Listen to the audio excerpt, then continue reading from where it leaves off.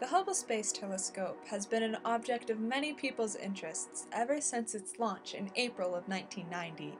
It has captured some of the most breathtakingly beautiful images in the galaxy, and even some of the rest of the universe.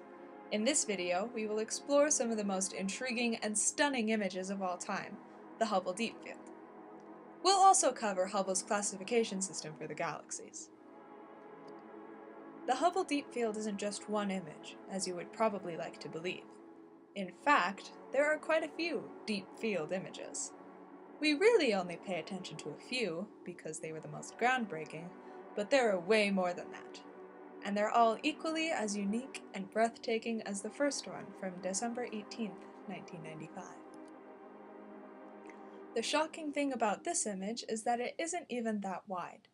The deep field images all came from a surprisingly small piece of sky around the Big Dipper asterism, only about 2.5 arcminutes across, which is roughly 0.0416667% of a degree, and only about 1/24 millionth of the whole sky. Most of the 3,000 plus objects in this image aren't stars, as many people believed when the image was first released to the public. Instead, these brilliant objects are all galaxies, each with their own hundreds of billions of stars and potential star systems. Some of these galaxies are the most youngest and distant ever seen. If you take a closer look at these galaxies, you'll notice they don't all look the same. Some are oblong and chaotic, some are simply circular, and others look like our own Milky Way. Edwin Hubble, whom the Hubble Space Telescope was named after, came up with something called the Hubble sequence in 1927 in order to classify all these different shapes of galaxies. Here is the Hubble sequence. It bears a striking resemblance to a tuning fork, with elliptical galaxies on one end and spirals and barred spirals on the two branches. Sitting off to the side are the irregular galaxies, with no defining features and, as such, nothing to classify them by.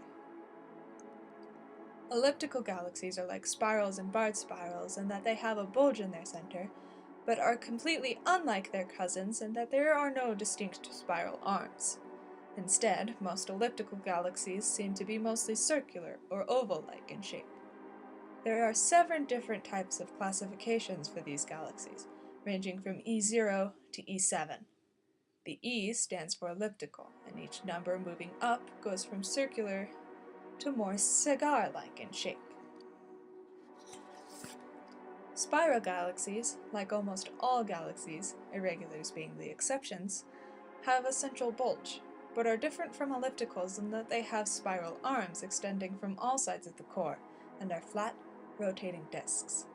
We know the most about these types of galaxies, as our own Milky Way is one of them. They're full to the brim with space dust and stellar nurseries, and are some of the most common galaxies found in our corner of the universe. There are only 3 different types of classification using the Hubble sequence, and that's SA to SC, going from least to most tightly wound. Barred spirals are much like spiral galaxies, their only difference being that their spiral arms extend from what look like bars on each side. Everything else is virtually the same. They, too, house millions upon millions of stellar nurseries and star systems. The only other difference is their classification, which, instead of a simple S, is prefixed with an SB. Irregular galaxies are, well, irregular. They don't share many of the traits found in the other common galaxies in the universe. They have no distinct shape, no central core, and happen to be full of young, hot, huge stars. They're not very common, at least not in our corner of the universe, and as such, there's really no way to classify them. That, and they really don't have any patterns to follow. That's probably why they're called irregulars. All galaxies are classified using the Hubble sequence. This is incredible when you consider that Edwin Hubble came up with this system way back in 1927. Like all classification systems, this one has its shortcomings, but overall it's a pretty good system. It's simple and relatively easy to understand and wrap your head around.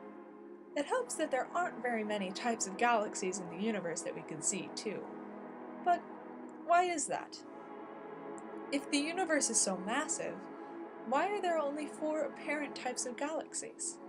It could be that we're only seeing an incredibly small sliver of the entire universe, and there are tens, maybe hundreds more types of galaxies we have yet to discover out there.